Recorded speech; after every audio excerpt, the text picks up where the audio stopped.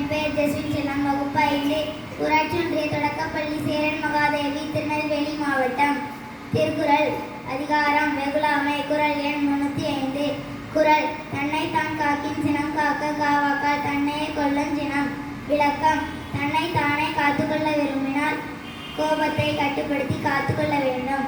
அவ்வாறு காத்துக்கொள்ளாவிட்டால் சினம் தன்னையே அழித்துவிடும். நன்றி.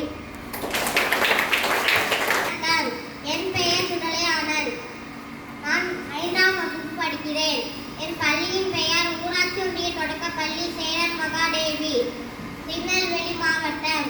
தினம் ஒரு தகவல்.